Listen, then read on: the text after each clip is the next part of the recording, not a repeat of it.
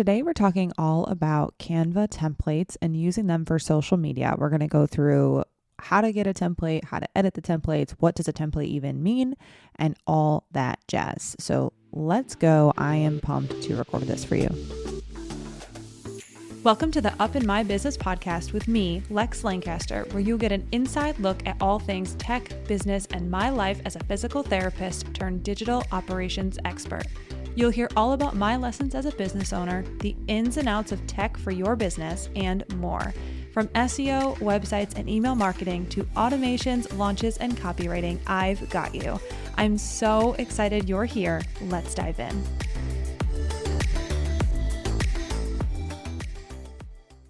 Many of you are familiar with the name, of course, because all I do is talk about them. But if it's new to you, Jane is a HIPAA-compliant, all-in-one practice management software and the sponsor of the Up in My Business podcast. The team at Jane knows that your time is valuable, and they've designed online intake forms to help you reduce admin work and so that you can take back your treatment time. Whether you need to collect patient or client data, insurance policy information, health history, or consents, Jane's online intake forms offer a safe and secure way to gather everything you need before your patients even walk through the door. You can also collect payment details securely through your intake form via Jane's PCI compliant payment solution, saving your patients time at checkout and a ton of time for you as well. It is the absolute best feature. To learn more about how Jane's intake forms can help you and your practice, head to jane.app/guide to book a one-on-one demo with a member of the Jane team. If you're ready to get started, you can use the code LEX1MO. Again, that's LEX1MO at the time of sign up to get a 1-month grace period applied to your new Jane account. Hello, and welcome back to another episode of Up in My Business, hosted by me, Lex Lancaster, owner of Lex Lancaster Creative Co. If you're new around here, welcome. I'm super pumped to have you in this podcast. We always start with life and business updates and then dive into the episode itself. I'm a very tactical person. I am not a storyteller it's not my biggest strength. So I will always lean into giving you tactical tips that you can go take in, go apply right now. I love that part about my brain, and that's what I like to share with you. So if you are familiar with my podcast, welcome back. Thanks so much for listening again. I am recording this episode after a wonderful weekend. It's just been a fantastic weekend. It's really busy. I'll be honest, like business life and personal life, everything is very busy. I know that holiday season is always a busy season. It just feels like what I share on Instagram versus what I'm doing in my business is not always like, I don't share everything. So I have been very much so, I want to say nose to the grindstone for the last 2 weeks, doing a lot. And then before that, it was all of the Black Friday, Cyber Monday stuff for my retainer clients and getting all that work done there. So it's been a grind. My schedule's super full. And if you've been trying to schedule with me, I know I had a couple people reach out. I am booking into the new year fully. So if you are looking to schedule with me, I am definitely booking into the new year. And it's one of those things where Emma Jack actually posted a post, I want to say today. She had shared something in her stories. Today's Sunday. So she had shared in her story something about how it's okay to not fit people in. And that's where I'm at. I can't fit anyone else in. I would be sacrificing my own, mental health, what have you. So what I have on my scheduler is what I have available. I know that people want to get things done before the new year. I also do accept, obviously if coaching calls are booked in the new year, you pay for them up front. So if you do feel like you're going to need to book something, I would do it now for January or February. I know that my March schedule is not open yet. So that's kind of all I have for you. I just wanted to make sure I touched on that. Life is busy. Business is busy. I'm here for all of the people reaching out and just asking, is January your earliest? And yes, absolutely it is. And we'll go over in a second, personal updates of why and what have you. But I did want to touch on that first. So I know I mentioned in the beginning, we're going to be talking about Canva and templates, and we'll get into templates in general. And then we'll also talk very briefly about website templates because I do have those and I do sell those as well as some Canva templates. So we'll dive into that shortly. But first we'll start with personal updates. It's mind blowing to me. Today we spent, half the day at the beach, just walking and obviously going to volleyball, which is a Sunday thing always, and coffees and cookie. And it was 75 degrees. It was so warm today. Got to work out outside, and this is just, Shantae and I were talking about it in the Jeep. So obviously for 30 years of my life, it was really like 29. I spent my time in New York, and that was New York and New Hampshire, and it snows there. So the winter has always been hard. I don't identify with everything that has to do with my autoimmune disease, but I do have an underlying autoimmune disease. So in the winter, I always struggled. It was just like, I cannot tolerate the cold very well. And I did ski growing up, and that was always fine for whatever reason.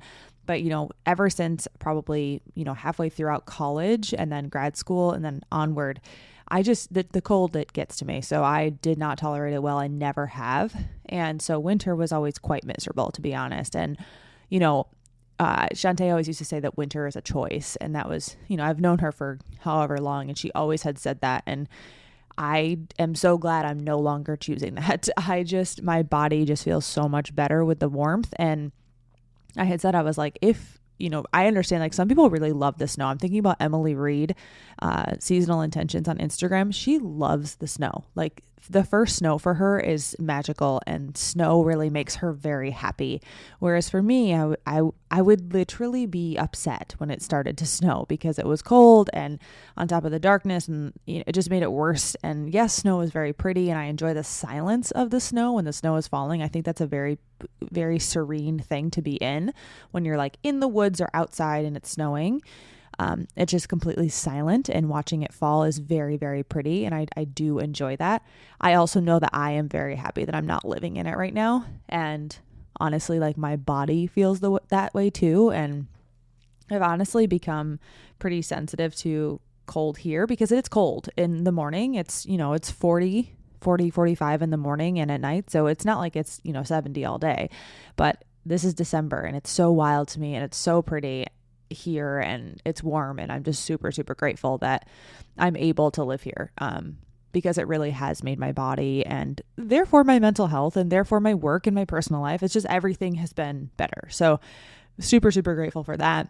Personal stuff as well. Like, we are traveling to see my family for the holidays. So leaving, it's Christmas travel. So it's a toss-up. We traveled during Thanksgiving. It was super easy, as I mentioned last week in the episode. Hoping Christmas is the same way. We'll see.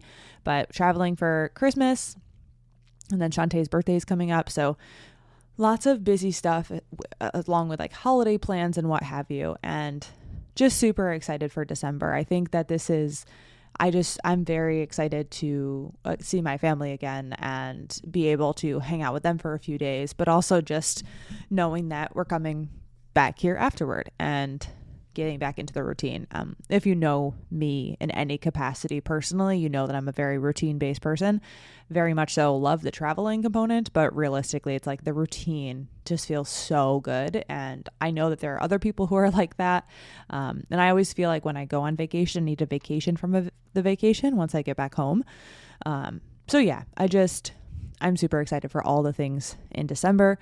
And then January, I guess jumping into business stuff, there are going to be some things shifting and changing in my business, and how some things are going to be laid out and structured and what have you. So like, I am not entirely sure of all those updates yet. That will be something that I put together over the next couple weeks, but changes will likely go into effect, mid to late January, maybe February, just like things I'm offering and how I'm going to be structuring those offers and what have you. So just really excited for that. The SEO school round 5 is going right now, and the folks in there have such great questions, and they're just on top of all the things. So I'm just really loving this group and the last group as well with the live calls. Now, I should also mention, I've only ran this twice in the way that I'm doing it now. So I've only had 2 groups to have these Q&A calls with. So they've all been amazing. But this other group, the second group, they're asking a lot of stuff in the Facebook group right now because they are going through the thick of it, if you will, of learning the SEO content. And all the questions they're asking are just, so good. And I have a whole list of things that I'm going to be filming to add to the course. And, I'm planning on doing that at some point in the next couple of weeks. Again, like I had said, I'm really just making sure that I'm always adding to the course, which is a huge value of SEO School. But also it's just like I need to make sure that the content is updated as things change, what have you, small things, of course, because SEO is always, the same, if you will, the same basic principles, but just adding new things as people ask questions and understanding like, this actually is a great question. I did not address this. I'm going to make sure I record something on it. So doing all that stuff in my business and really enjoying it, truly. So that's really like the big business updates right now. I will say that if you're not on my email list, I only email 1 to 2 times a month, and I probably will be kicking that up a little bit next year just because I want to share more, I want to say more storytelling and some logistical things. I feel like right now I'm emailing because I wanted to make sure that I sent an email each month. I wanted to do a monthly summary. That was my goal this year. I did that. So now I'm probably going to kick it up into another personal email or another, strategy email, if you will, per month. So if you're not on there, I highly recommend getting on there. The link is in the show notes. You can just click on that and join the email list. And I will also mention I'm just trying to figure out a couple things. So people who are listening to my podcast are likely going to be the people who would enjoy something like this, but I've been talking with Doc Joe O a little bit on some things, and I am toying with the idea of doing a YouTube channel with tech tutorials, but then potentially some podcast stuff. But also, like, I will be completely honest with you, the way that I show up on my podcast, I'm not dressed right now. Like, I'm dressed, but it's not like I'm dressed up. I'm not getting ready for the day. I'm recording this Sunday night. And like, I really like my structure. I really like the structure of how I do this because I get to summarize, the past week when I record. So that would be more planning on my end. And then it would be even more difficult for guests. And it's just a lot more. And I had said I had talked to Shantae and she recommends 100 episodes before you do video. So I'm not like entirely sure if I'm going to do the whole podcast on video, but mainly it's going to be tech tutorials to start off with. And I'm just deciding if I should do YouTube or if I should do, like my Instagram, if you will, but part of like a paid subscription type of thing. I'm not entirely sure. This is one of the things that I'm going to be kind of brainstorming, if you will, over the course of the next couple weeks or a month or so. So if you have thoughts around that, I'd love to hear your thoughts. I feel like there are going to be people who really want the YouTube option. And then, there might be people who want more or less the subscription option because then they can, I'm thinking like you can put requests in for videos that I can record and tutorials and questions and what have you. I'm just thinking like more like a community, but the benefit of that would be a community and, tutorials and like kind of like my Instagram, if you will, but all sorted out by the software and, tutorials that are actual video tutorials, not written descriptions. So if you have thoughts around that, I'd love to hear them. You can email me, DM me, what have you. And I want to hear your feedback. So feel free to shoot that over there. Okay. So with all of that being said, I'm just looking at my list. I'm thinking about the list in my head of what I am trying to get through today. I want to talk about templates. So when we talk about templates, what I'm referring to is something that is pre-designed. So people are very familiar with templates as far as legal documents. There's templates for websites. There's templates for Canva. And I will say most people will probably say that they've seen or used a template on Canva. And I just want to say that I am going to start this episode off by saying, please use templates. So I know that there are, many people can just take a template, put their words in it and post it, right? And they would say, well, that looks just like someone else's. 110%. I get it. You can definitely make it look like yours if you just, change the colors, add a different graphic, change the words, obviously. But when you're using a template, I think the biggest fear that people have is that their stuff looks like someone else's. And what I would say is, of course it does. If you're using the same template, it's going to look the same because a template in itself is something that is pre-designed and it is designed for you to plug and play. So just take what's already designed, put your text in it, and call it a day. Now, where we get the mix up, if you will, or where the difficulty comes in is I feel like people want to customize a template. I love that, right? So I do feel like there is a time and a place where a template becomes a starting point. And when we're on something like Canva, where it's so easy to add little mini graphics or add like a box around the edge so that you have a border, I do think that there are things that are very, I want to say, smart to do and very easy. So it's not like you're going to be wasting a ton of time or, having something that's less aesthetically pleasing, right? Because that does matter. And I think that, I done is better than perfect, 1000%. I will, of course, support that statement. But I will also say that if you're deciding between, I'm going to use this template or I'm not going to use this template, or I'm going to use this template and then customize it, my biggest thing is just let's stick with the general design of things and try to work with that before we change the entire design, right? Because then we might as well just start with a blank slate. So the point of today's episode is just to go through how to use a template ideally, right? And then what that means for your design in ways that you can customize it to yourself. And just kind of going through, if you're going to use templates, what does that mean for social media? How many should you have? What have you? How do you choose them?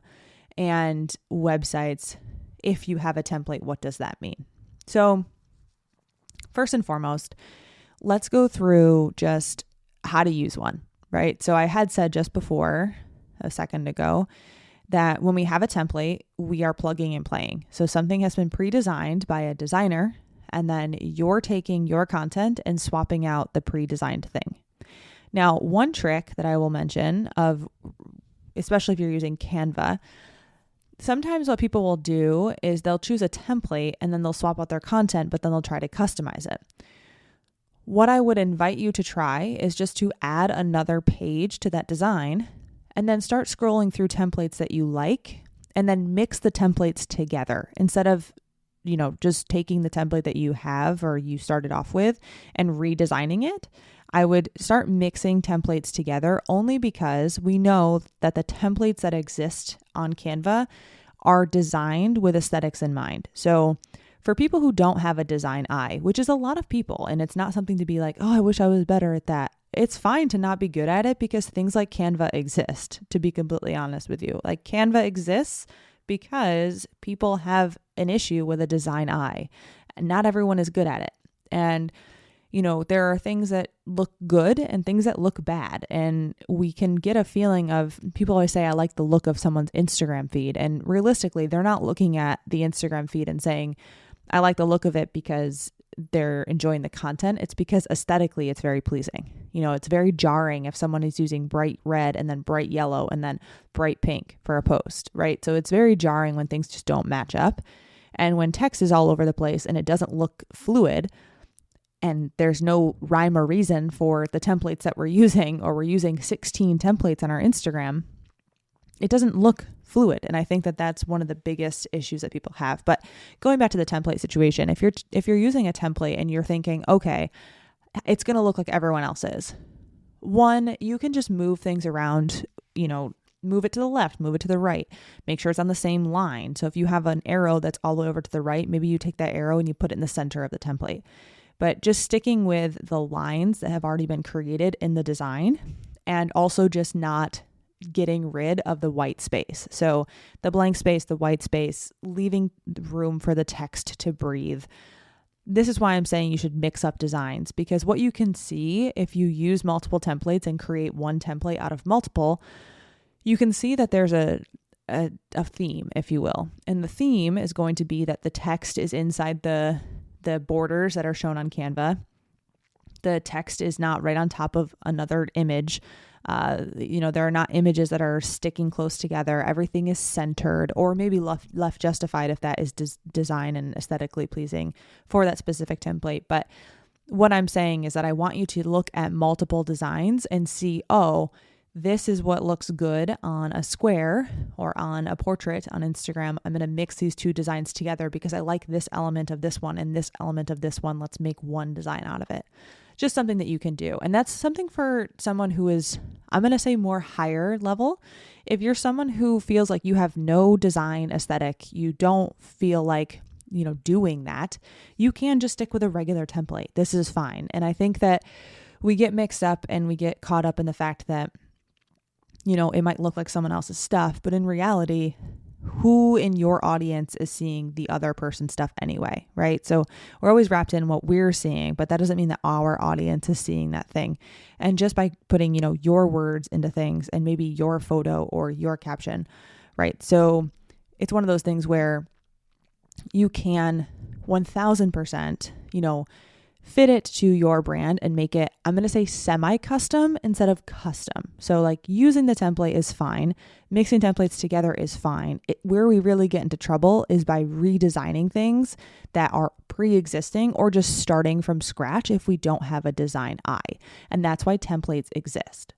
And truthfully, it's totally fine that we're using templates because it's one of those things where I would rather have a template and be using a template and have it something be aesthetically pleasing than have something look wonky and terrible because I chose to try to design it myself. And I think that we put a lot of, I want to say, pressure on ourselves to make something, so different that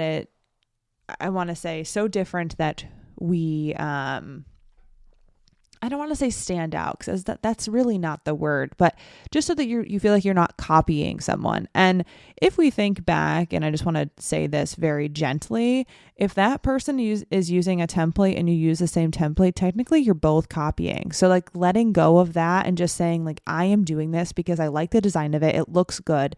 I feel like I could use this design on my feed and say something important with it. Like that's where I'd rather have people have their head at than thinking that they need to design something on their own just because they, for lack of better terms, I want to say feel like they need to be good at it, right? So I feel like that's the thing, is that people feel like the reason why they're needing to not use a template is because they want to be good at something and good at design, or they feel like they should be good at design. And instead, like I would invite you to just say, I'm not good at it. I'm going to say, quote unquote, hire out and use Canva and use a template. And, that's totally fine. And I think that I just think that the pressure that is put on ourselves to be good at a skill that is not easy is one of those things where it's like, let go of that pressure and put that energy elsewhere, because we're wasting it on wanting to be good at something that's very difficult. It's not like that is something that comes very naturally to people. And I would relate it to decorating a house. I think that, you either have that as a skill and you have that design eye, or you don't. And when you don't have it, it's very difficult to do things. And like, yes, Pinterest exists and there's your template. Like I will tell you, people look at Pinterest designs, Pinterest homes, if you will, and they'll be like, okay, there's a tree here, a plant here, a mirror here, and a picture here. And then we go buy that shit and put it on our own house. Like that's how we do it if we're not good at it.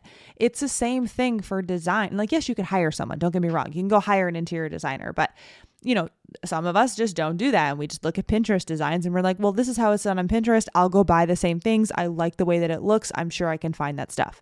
So it's the same thing with Canva. You can just use a template that pre-exists, and that's fine. Like it's okay to not be good at that. And having a consistent look and a consistent feel and having designs look good, for me, it's like, yes, that makes me feel good. It makes, when I read something that is designed well, I can say, okay, people have their shit together. Like you have your shit together and you're paying for a software that helps you save time. And I really do feel like it's just, there's a bad rap, if you will, for software like that, because it's like, oh, well, it's going to look the same as someone else's, or now I'm not designing it myself. Who cares? Right? Like if you're a PT, you're not out here like designing your own goniometer. You're using one that already exists, because why would you not? Like it just does, it makes sense to use something that already exists. You're not designing your own anatomy app because you probably can't draw, or maybe you can, but if you can't draw, you're not drawing your own anatomy. it makes no sense to have to force yourself to try to be good at something that's actually quite difficult, and it's a skill. So my whole soapbox, if you will, I'm going to take a step down. I'm like, please just start and do the thing. But my whole soapbox is like, just use the template. It makes sense. Just use it. So that's my whole spiel of like, should we use them? How do we use them? What have you? How do we make them not look like someone else's? Add little details, make sure it's your brand color. You can add an icon, add a border. Just don't go wild and out. Like, have a template, use the template, and then stick with the same template. So I'm going to go through the next couple points pretty quickly because I don't want to beat the horse dead here. But when we talk about how many templates to use, the key on Instagram is to not use 3 different templates because Instagram is 3 across. There's 3 pictures across. So if you use 3 templates, you're going to end up doing template 1, 2, and 3. And then you're going to do template 1, 2, 3. And the next week, you're going to do template 1, 2, 3, right? And then you're going to have a feed of all the 1s will be on top of each other, all the 2s will be on top of each other, and all the 3s will be on top of each other.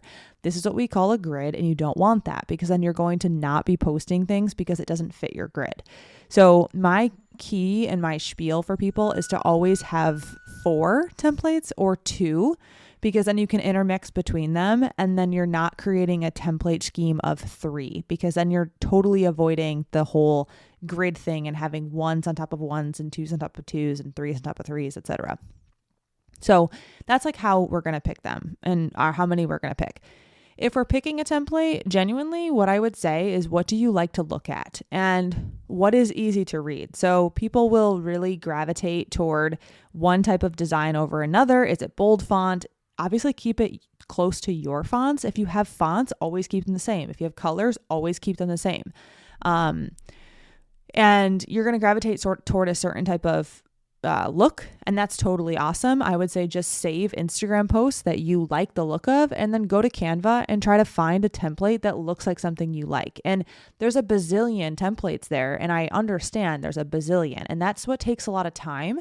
So instead of going to Canva every time you're going to post and choosing a template, which there's a bazillion of them again, so you don't choose a new template each time. Spend the time, choose templates that you like, design them to look like your brand, add your Instagram handle, what have you, your brand colors, your fonts, and then use that template over and over again. And that's why I'm saying you only need 4. 3 is very, very hard to do. So 2 or 4, typically my recommendation. Then just use them over and over again. You don't need to have a new one for every post that you post. And actually, if you go to people's feeds who have a bunch of different Canva templates, it looks very crazy, if you will. Like, it's all over the place because there's no consistent look to it. It's just a bunch of different templates all over the place on their Instagram feed. So if you're really trying to have an aesthetically pleasing feed, I would say sticking with the same exact template is key. Now, the other thing that I want to say is that when we're customizing these templates, this is very quick. I want to keep your colors consistent. So if you go to my feed, all of my text is white regardless. So my text is white, the background color changes. It would look very wonky if my font color changed and my background changes. So if you're going to change your background, keep your font the same. Okay, I would always recommend keeping your font color the same. So if it's white always, and then all your backgrounds are dark or what have you. It looks crazy when you go back and forth between those. So that's just a general, like, how are we doing this whole thing?